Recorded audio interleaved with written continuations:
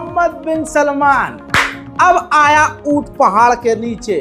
जब मैं बताता था और कहता था कि सऊदी अरब अंदर ही अंदर इजराइल से बात कर रहा है, तो सऊदी अरब के यहाँ कुछ मुल्ले गुलाम हैं, कुछ पाकिस्तान में गुलाम हैं, वो कमेंट करते थे और करवाते थे कि ये तो ईरान का भक्त है इसलिए सऊदी अरब को बदनाम कर रहा है। अब जाकर गू में अपना मुंह घुसाओ, समझे?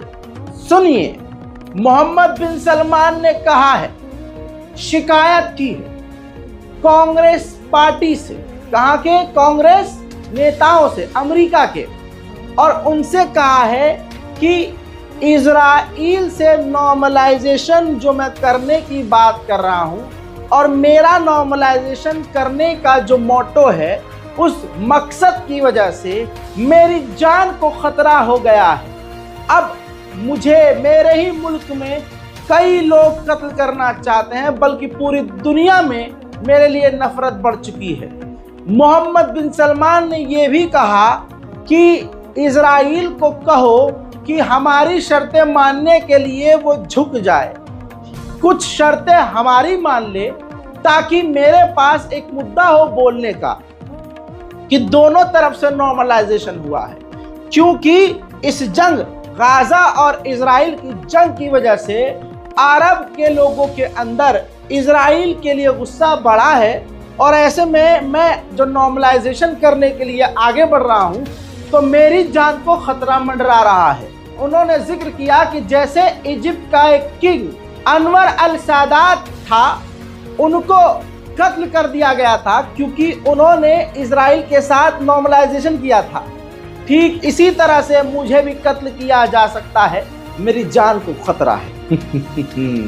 मोहम्मद बिन सलमान, अंधा पैसा, खतरनाक सिक्योरिटी, और आज डर के साए में जी रहा। अब आप समझ लीजिए, तमाम वो लोग जो ईरान से नफरत करते हैं, करो नफरत, खूब करो नफरत, लेकिन याद रखो, जो आप सऊदी अरब की सरकार की, देखिए सऊदी अरब की सरजमीन की बात नहीं करता हूं मैं कि सऊदी अरब ऐसा है, सऊदी अरब की गवर्नमेंट को हम निशाना बनाते हैं। ये जो मोहम्मद बिन सलमान है, ये इतिहास का घटिया तरीन इंसान है, जो इजराइल से, सोचिए आज भी, भाई क्लियर कह दे, आज अगर से डर है अपनी जान का तो कह दे कि भाई मैं नॉर्मलाइजेशन नहीं करूंगा, खतरा खत्म। आज जो इसके लिए पूरे देश में, पूरी दुनिया में नफरत फैली हुई है, लोग इससे नफरत कर रहे हैं, मोहब्बत में तब्दील हो जाएगी।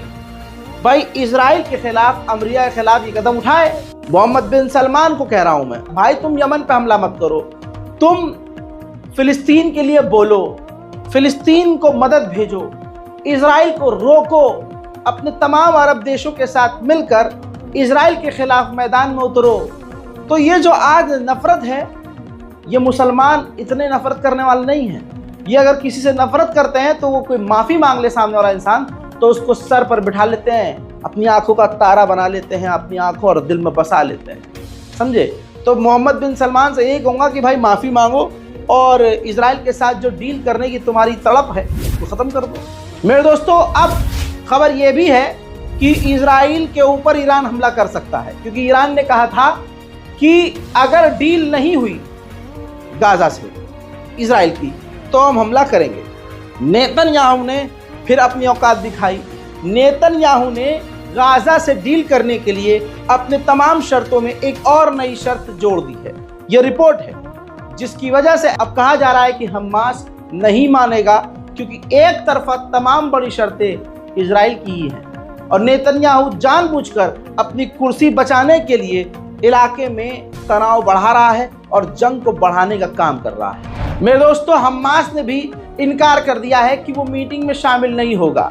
हमास ने कहा कि जो बाइडेन ने प्रपोजल दिया था, उस प्रपोजल के बाद हम राजी हुए थे, और इजराइल उस प्रपोजल के तहत काम नहीं कर रहा है और अपनी शर्तें रख रहा है।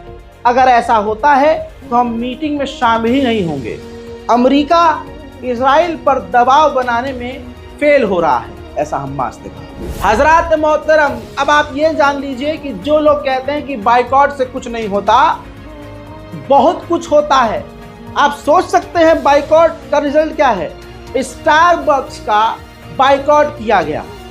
भारत में नहीं किया, यह हमारी बेशर्मी और हमारी गंदगी है, लेकिन पूरी दुनिया में जो जिंदा दिल इंसान है उन्होंने स्टारबक्स का बाइकआउट किया, जिससे स्टारबक्स की सेल 7% डाउन हो गई। आपके लिए 7% बहुत कम है, लेकिन जिसकी कमाई बहुत ज्यादा होती है उसका 7% भी भाई साहब बहुत ज्यादा होता है। तवज्जो है।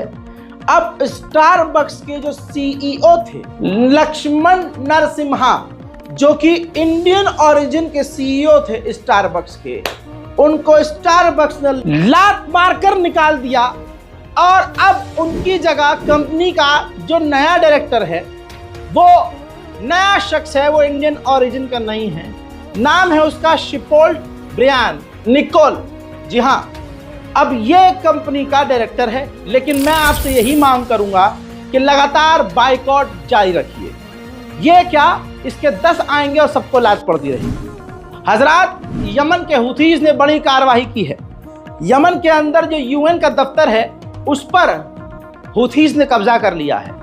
उधर लाचार यमन की गवर्नमेंट ने साफ यूएन से भी कह दिया है कि अपने लोगों को अपने हमारे यमन के देश से कार्यालयों से वापस बुला लीजिए, उनकी जान को खतरा है। एक लंबे समय के बाद बोला कतर, अब बोला। यह बात सबको बताती कोई नई बात नहीं है।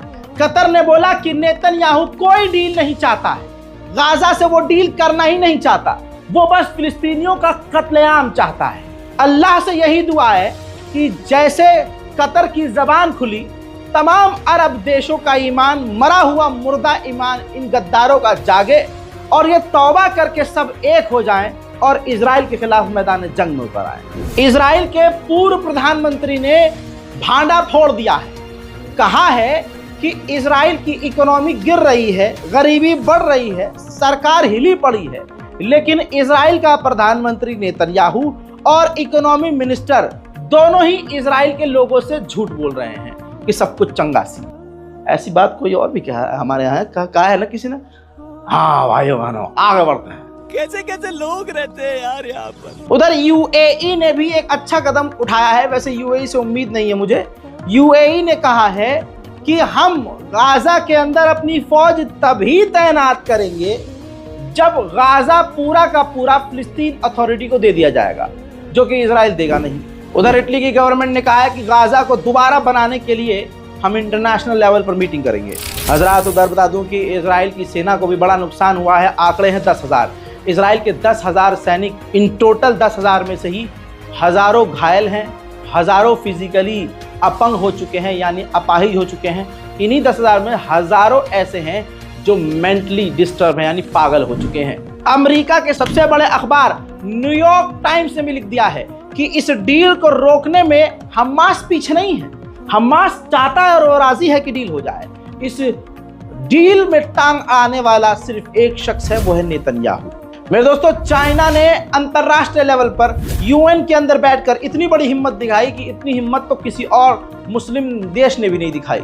यूएन के अंदर चाइना ने साफ तौर से इजराइल को जलील करते हुए कहा कि हम इसकी निंदा करते हैं, यह अंतरराष्ट्रीय कानून का उल्लंघन है। इजराइल ने स्कूल के ऊपर हमला करके 100 लोगों को मार दिया और इसका पूरा का पूरा जिम्मेदार अमेरिका है। इजराइल का एक ड्रोन टेक्निकल एरर की वजह से पानी में गिर गया, जिसके बाद आनंद फानंद इजराइल ने उस ड्रोन को रिकवर किया, क्योंकि इसके अंदर बहुत सारी जानकारी लगेगी। आग तो आएंगे घर का इज्जत में। यहाँ पर सिर्फ मुसलमान फिलिस्तीनियों का मकान थोड़ी है। आपकी स्क्रीन पर ये एक यहूदी का मकान है।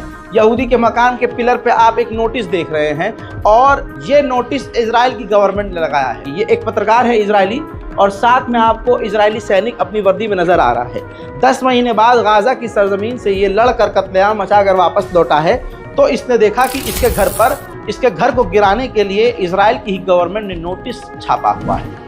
अमेरिकी मुस्लिम लोगों ने अमेरिका की खुफिया और बड़ी एजेंसियों FBI और दूसरी एजेंसियों पर ही केस दर्ज कर दिया है कि ये फिलिस्तीनियों के खिलाफ एक तरफा गलत कार्रवाई कर रहे हैं। उधर इजराइल के अपोजिशन लीडर ने कहा है कि अगर अभी भी सरकार होश में नहीं आई तो देश में सिविल वॉर हो सकती है।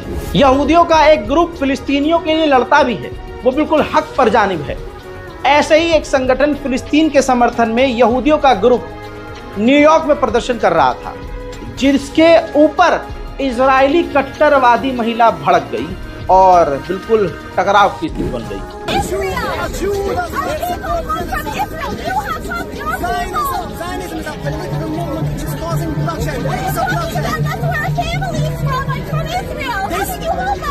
This is because the actions of the Zionist people, they are responsible. We live in a beautiful peace. We live in a beautiful peace with Palestinian people for hundreds of years. You're not a Jew! You're not a Jew! How dare you! When Zionists You're not a Jew! when Zionists they cause their bloodshed. They cause rivers of bloodshed. How can you say that? You're Jewish! How can you shame your own people? Who is a Jew? We're Jews! It's our people!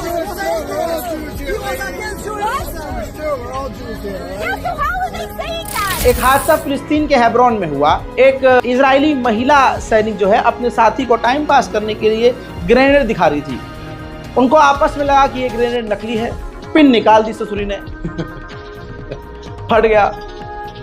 गनीमत ये रही भाई साहब कि घायल हुए हैं, मरा कोई नहीं है, लेकिन मजेदार वीडियो है, देखिए।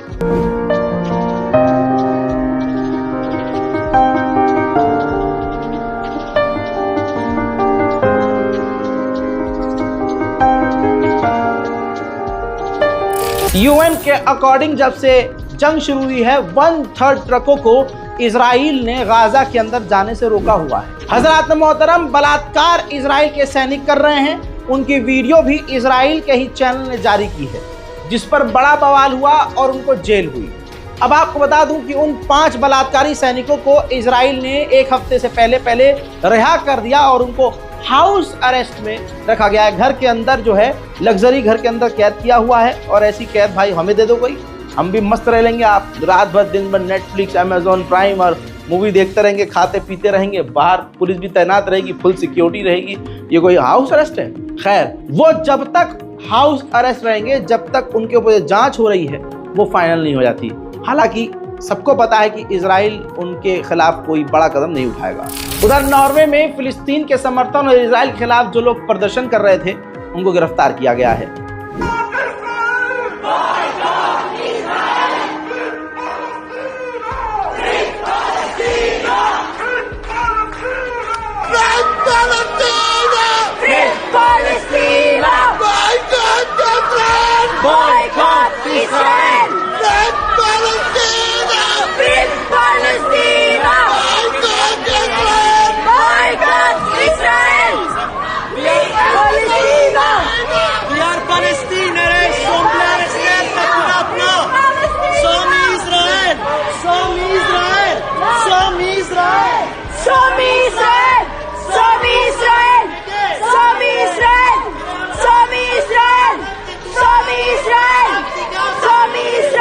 मैं आप तमाम लोगों से मांग करूंगा कि सोशल मीडिया पर बीबीसी का बायकॉट कीजिए, लिखते रहिए और बीबीसी को जलील करते रहिए। दोगलापंथी है बीबीसी की, देख लीजिए।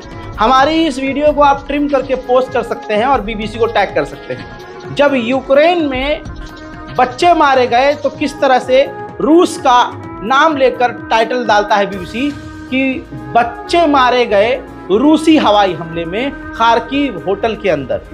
लेकिन जो बच्चे गाजा में मारे जा रहे हैं, तो बड़ी चालाकी से बिना इजराइल का नाम लिए लिखता है बीबीसी कि baby twins killed in Gaza as father registered births, यानी गाजा के अंदर 2 बच्चे मारे गए जब बाप जो है उनकी जन्म पत्री लेने के लिए गया।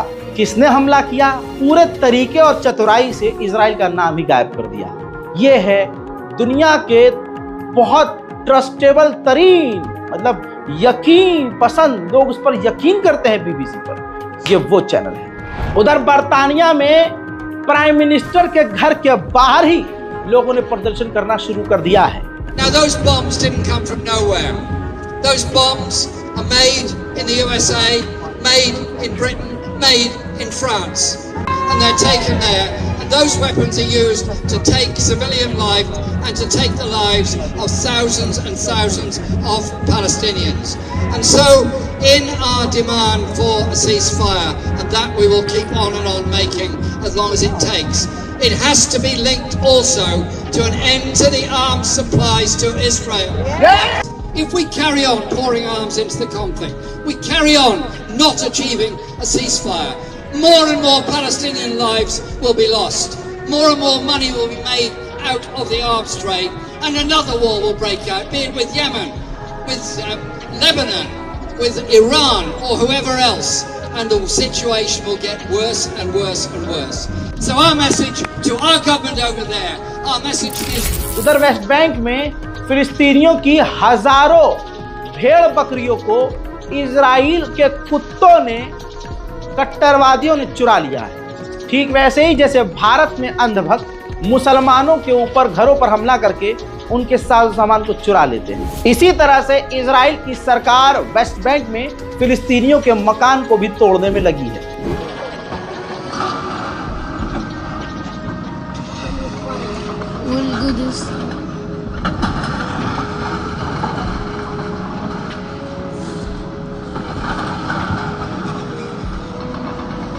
इसके अलावा इजराइल के सैनिक वेस्ट बैंक और फिलिस्तीन के दूसरे इलाकों से फिलिस्तीनियों को गिरफ्तार भी कर रहे हैं।